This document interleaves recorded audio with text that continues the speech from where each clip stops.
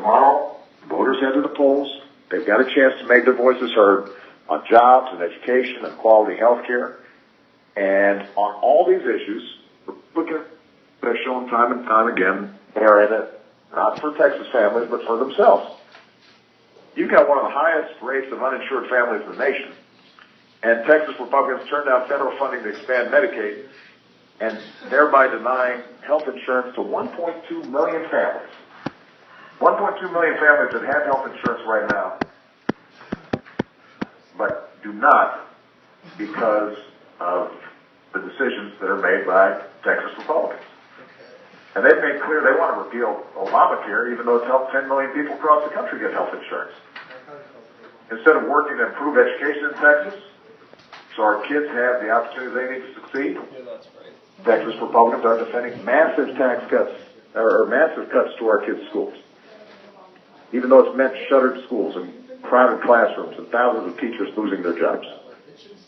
Texas Republicans passed a voter ID law that a federal judge ruled unconstitutional, calling it intentionally discriminatory and likening it to a poll tax. And they're fighting to keep it in place. Now, I hope these things get you guys fired up. You should be fired up. But being fired up about it's not enough unless you go vote. So this election is about your priorities, it's about your values, it's about what kind of future you want for yourselves and your families. And that's why the most important thing you can do tomorrow is vote. And Wendy and Letitia believe that where you start in life should determine where you end up. And they're fighting to fund Texas schools and raise the minimum wage. Ensure women finally get equal pay for equal work. And these courageous women have fought back against the folks in Austin who crowded out your voices for a long time. And if you send Wendy and Letitia to Austin to serve as your next governor and lieutenant governor, they're going to keep fighting hard for you. But it's not going to happen unless you make it happen. The fact of the matter is that if every person in Texas voted, then Texas would be a Democratic state. That's just the truth. So this is a pretty simple equation. The reason that your priorities are not addressed is because it is just a given. It is just assumed that a whole lot of Democratic voters do not vote. And of course, Texas Republicans do everything they can to ensure that continues. And then the news is, well, yeah, Democrats can't win. Well, the reason you get these stories about Democrats not being able to win is because everybody's locked in and just assumed the status quo, which is people don't vote.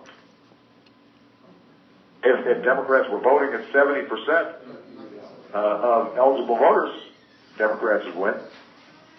That's not impossible. That's not pie in the sky. That's just, we don't do it. So we can change what happens, but we've got to stop giving away our power.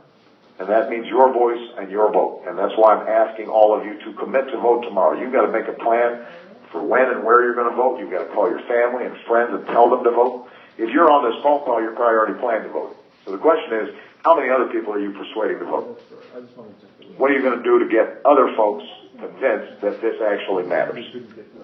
If you've got questions about where to go or when to vote, you can call 1-844-TX-VOTES or get online and visit www.mytexasvotes.com and you can get that information.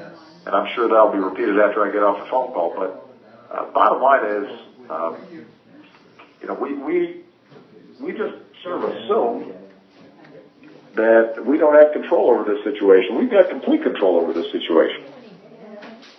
But it requires us changing habits that are entrenched and ingrained where we just give away the rights that are bestowed upon us and fought for by generations. And we've got to rethink that. And it may take 1 or 2 or 3 or 4 election cycles before we change those habits, but it's not going to change at all if we don't start now. So, I don't know about you, I'm fired up. Ron, are you fired up?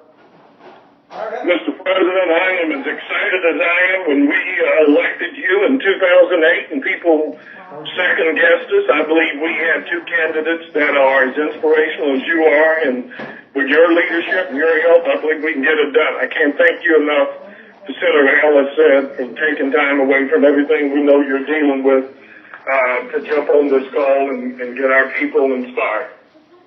All right, well, go get it. Go answer. Thank you, We everybody. appreciate you, and we're going Wendy, we'll wish you good luck. with you, and we stand behind you. Bye-bye. Thank you, Mr. President.